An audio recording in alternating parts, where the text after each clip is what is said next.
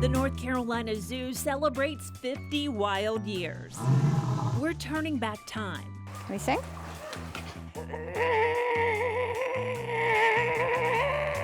Taking a look at the thousands of animals that have called the zoo home. He's an amazing, amazing elephant with the longest, biggest tusks you would ever expect on an animal. From the first gorilla and twin tortoises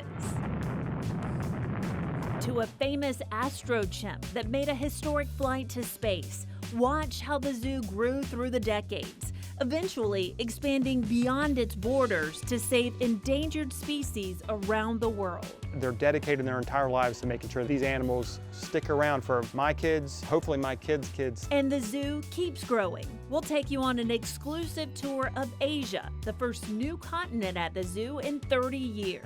Yes, we'll be walking through here. They could literally see tigers above them Above if they're heads. crossing. Yes. Welcome to the world's largest natural habitat zoo. I'm Shannon Smith. The North Carolina Zoo stretches 2,800 acres. That includes 500 acres for animal habitats and areas for guests. 5 miles of walking trails wind through the zoo. 1,700 animals live here, and last year more than 1 million people visited from all over the world. 2024 is an exciting time as the North Carolina Zoo celebrates 50 years. The gates first opened here on August 4th, 1974, but the first steps to start this massive project actually began 7 years earlier on an August 9th with an unexpected event. The North Carolina Zoo encompasses thousands of acres, but it got its start on this 100-yard field. On August 19, 1967, the Raleigh JCs hosted an exhibition game between the Washington Redskins and New York Giants at the newly built Carter Finley Stadium in Raleigh. Oh, it was fantastic. Tom Bradshaw was president of the JCs at the time. 33,000 plus. There may have been some people got in here and didn't get tickets because after we got it started, everybody left their post to come watch the ball game. And that's what funded the original study that put all of these masterminds together to create this place. A committee came up with a list of criteria. Their top priority, a lot of land, at least 1,000 acres to build large natural habitats for the animals, and another mile of undeveloped land around the park to give the zoo room to grow. And that was, I think, revolutionary to be thinking like that in the late 60s for a zoo where the primary concern was the animals and not the people. That was a very different approach than other zoos where people could walk along and see cage after cage after cage of animals. Natural habitat looking zoos, no bars, no cages, make it as unique as possible so that when a guest approaches the habitat, then it feels like they have that immersion, that they're a part of being in that side of the country where they're from. After finding 6 sites across the state, the committee settled on Asheboro, a small town in rural Randolph County in the geographic center of the state. 50 years later, zoo leaders believe that decision made the North Carolina Zoo not only the biggest, but also one of the best in the country. And if you've ever seen some of the other zoos around the country, they're sort of encroached by the city and by the communities. And one of the beauties of the North Carolina Zoo is we have room to grow. They were so forward-thinking when they were looking at building this zoo. They literally put in the original master plan document, we want to be a zoo like no other. And I think they accomplished it. When the zoo first opened in the summer of 1974, there were only about 50 animals here, but the zoo grew quickly, bringing in hundreds of animals and thousands of people. So there were no rhinos in this exhibit when I worked. The zoo's 40-acre Watani grassland habitat brings back so many memories for Lou Kiesler. She spent most of her 30-year career caring for the animals on this large natural space. Lou started as a zookeeper here in 1976, before the permanent zoo was even built. Kind of the traditional old-fashioned zoo. We had cages, we had paddocks, which were about 1 acre, chain link fencing. The interim zoo introduced visitors to the animals while their large habitats were under construction. They wanted people to be able to come and walk around and see what was to come and understand the concept of wider, more open spaces for the animals. The zoo's first animals included 2 Galapagos tortoises named Tort and Retort, Tigger, the baby tiger, Cesar, a young elephant, and the crowd favorite, Ramar the gorilla. He was a show animal when he was very small, so he did a lot of acrobatic tricks, rode a bicycle, did handstands, headstands on his trainer. When he came here, he was just the center of attention, and he loved it. And back then, zookeeping was dramatically different. Just look at Lou face to face with Ramar. At that time, staff members could get close and even hold the animals. And that led to some memorable moments. And there was one keeper who was outside the gibbon cage and leaned forward a little too close. Now these are 2x2 squares, and that gibbon hand went out, grabbed the glasses, folded them, and put them back through the cage like that. And of course, it was funny, but it wasn't funny. But those kind of things, yeah, we laughed at and learned from. By 1979, the zoo finally opened the first large African habitat. Had zebra, ostrich, and giraffe in one exhibit. So they were all mixed as they would be in the wild. Throughout the 80s, the zoo grew rapidly, adding the African pavilion where guests could see gorillas, baboons, monkeys, and meerkats. Everybody loved the meerkats. During the decade, the rhino habitat opened and a baby was born. Even more elephants arrived, and in 1984, Lou moved to what's now the Watani grasslands. That new habitat was bigger than most zoos across the country, with 12 antelope species. And we saw things that most other zoos would never see, in that we had animals like in herds. They would be in the wild, so we had multiple males. The males would fight for dominance of the herd. Lou says all of the animals changed as they moved from cages and small fenced-in areas to these large open spaces. More relaxed, a part of a troop. Birds were part of a flock. It's the way nature intended it. And guests got to witness those wild behaviors and make connections to the animals. White rhinos are the largest of the 5 species. Now they can even go out onto the habitat on a Zoofari bus. I think it's great. I think that's one of the best things the zoo has done, and it certainly has proved successful. Lou's proud of her 30-year career at the zoo and how the zoo grew and changed during her time here. That's Ramar when he was here. Oh, okay. I took that picture. Most of all, she loves to open up her scrapbook and share stories of her time with the animals. Was he a giant? He was, and he was smart.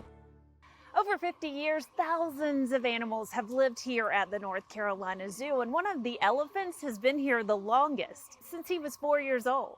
Cesar, when he first arrived, was being managed in the way elephants used to be managed, in free contact, which is they moved him around right beside them with an ankus that drove him to go where he would go. He would do various tricks for them, and he was trained to be that kind of elephant. Now today, he's an elephant that has free reign of his space. He does do things for us when we ask him to. We need to clean his tusk, we need to look at his eyes, we need to do all of those things. And he has a whole group of ladies that he hangs out with, which he just absolutely loves, and they love him. Cesar celebrates his 50th birthday along with the zoo this summer. It makes him the oldest African bull elephant living in North America. Zookeepers credit Cesar's longevity to the excellent health care offered here at the zoo. The elephant does have some age-related issues, including impaired vision and arthritis. Several years ago, keepers taught him yoga to help him maintain strength and mobility, as well as alleviate some of the aches and pains in his joints. Good boy. While Cesar's a big deal, he's not the most famous animal to live here. That title belongs to America's first astrochimp. America's space exploration launched to a new level in January 1961. Ham, the space chimp, flew a successful suborbital flight for the Mercury program. That led the way for astronaut Alan Shepard to follow 2 years later. Ham tested it out first. Ham experienced it. Ham showed us, us being America and NASA, that a human, similar to a chimpanzee, could survive in space. Ham trained at Holloman Air Force Base in New Mexico. Scientists wanted to find out if the chimp could complete simple tasks, like responding to a light by pulling a lever, all while experiencing the impacts of zero gravity in space and the strong G-forces during re-entry into the Earth's atmosphere.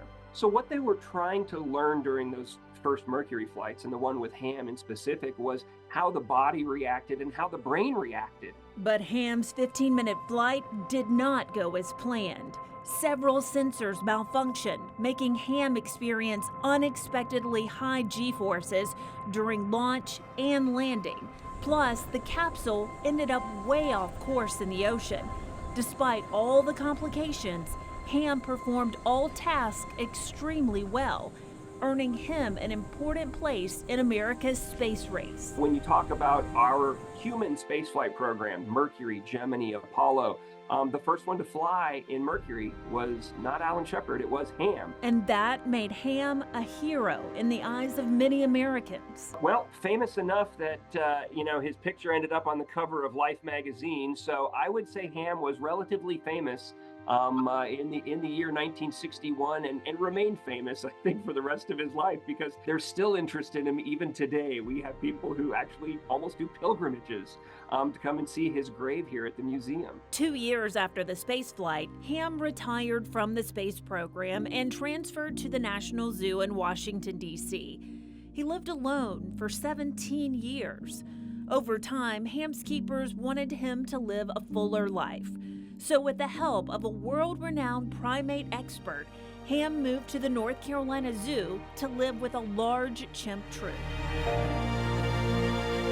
With the help of Jane Goodall, and she was instrumental in making these suggestions. It was done very gradually, and he did well. He was pretty submissive. And what he did here was one of the most amazing things you will ever see with an animal. As an animal that lived in a cage and lived with people and was trained to do specific behaviors for the research scientists. And he came here and integrated into a group of chimpanzees and became the alpha male. He then learned what it meant to be the old man who was in charge, and for 2 or 3 years before he passed, he was a true chimp. He was a chimp that had a family group that he was the leader of, and that he could be a chimp. And that's the kind of thing we love. Ham lived here until 1983. Back then, it was only African animals here.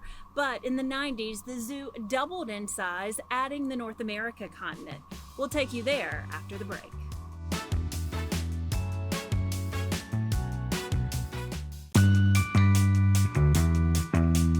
The North Carolina Zoo is celebrating 50 wild years. The gates first opened here in the summer of 1974. For the first 15 years, the North Carolina Zoo focused on African animals, bringing in lions, elephants, rhinos, giraffe, and gorillas. Leaders also built habitats for large troops of chimpanzees and baboons.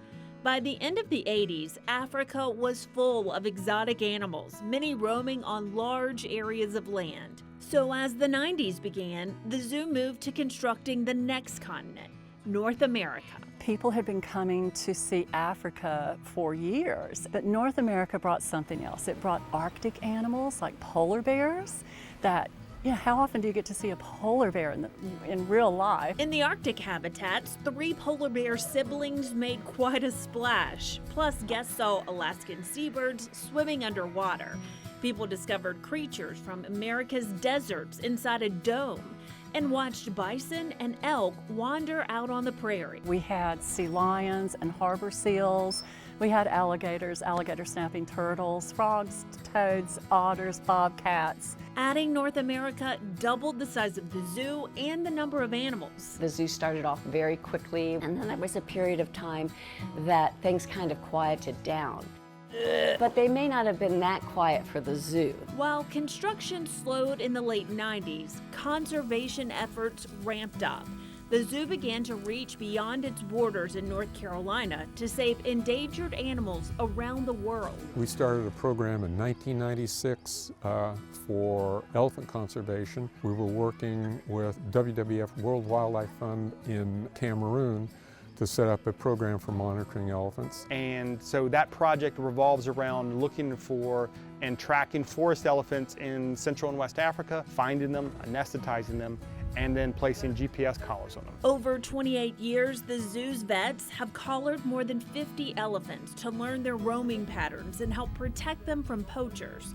Also in Africa, zoo scientists started programs to save critically endangered gorillas. So in West Africa, we've focused on animals like the Cross River gorilla, which is a unique gorilla species that there's only about 300 of them left. Into the 2000s, conservation initiatives continued to expand with efforts closer to home, including a critically endangered species native to North Carolina. The American red wolf, which is now in just a small isolated area in eastern North Carolina, but we're working very hard to save the American red wolf from extinction. While the zoo scientists work to save wild animals around the world, they also shared their experiences with the zoo's guests. The goal? To teach everyone why the animals that live here are worth saving all around the world. I really hope they walk away with a deeper empathy for wildlife and understanding our wild cousins out there and how we can help them. 1,700 animals live here now, representing more than 250 species, and every year, everyone has to get a checkup. Many go to the zoo's vet hospital for their annual physical. Others are checked in their habitats. The vet staff works with zookeepers to train animals to participate in these health procedures so they don't have to use anesthesia.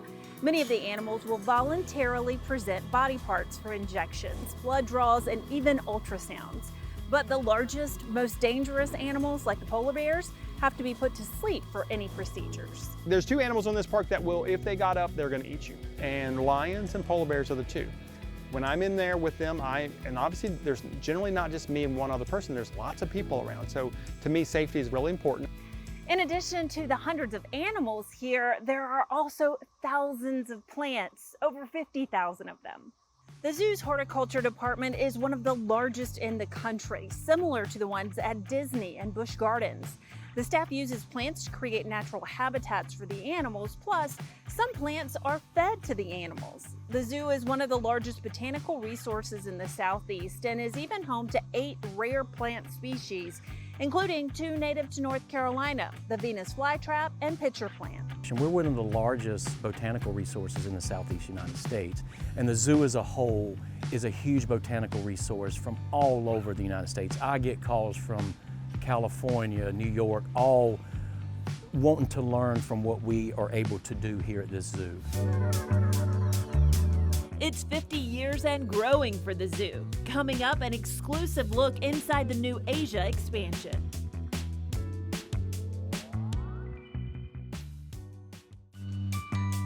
As the zoo celebrates 50 years, it's undergoing the largest construction project in 3 decades, bringing in exotic animals from the Far East. It's going to be a wow factor, and that's what you want to do when you open a continent. You want people to say, I want to go in that space. A grand entrance will greet guests as they enter into Asia, the newest continent at the North Carolina Zoo. So the first view of Asia is going to be kind of this Southeastern Asian, Cambodian ruin, so that we set the stage of what that visit we want it to be. We took a hard hat tour of the new 12-acre continent while it's under construction. It sits in the middle of the zoo and features 8 Asian animal habitats. So we're going to have tigers, warty pigs, a mixed bird species, vultures, storks, small-clawed otters, gibbons, a variety of reptiles and amphibians, Komodo dragons. This is the main drag. Guests will follow a wide walking path that circles through Asia. Along the way, animals will be all around them, even above. So we have 2 tiger crossings in Asia. That looks like a fallen log. I think they're going to love the tiger crossing where, we have an animal going from one habitat to another that combines nature with the crossing log with the ruins. Or guests can see the tigers from the new event and dining space, which will be the largest in the zoo. And of course, when you go there, you can have a seat looking right into the tiger exhibit, so they can be your dining partner without you being the meal. And you can also look out over the Uwaris and see our beautiful landscape here. We're also getting small-clawed otters, and the fun thing about that habitat is we're putting a slide right down through the middle so kids can get in there and they can play with the otters too. We're having day rooms with the gibbons so that kids can come and do an overnight camp. and sleep with the gibbons on the other side of the glass. Construction should be complete by the end of this year, but it will be a while before all the work is done. We're going to do all the habitat plantings. We are going to get the animals acclimated and in to the spaces. By 2026, guests will finally be able to take a tour of Asia. One of the most exciting things we've done in a long, long time. The kids are going to be taught a whole different continent and a whole different culture and a whole different set of animals that many of them have never seen. While the Asia expansion is thrilling, there are other new additions here the zoo is even more excited about.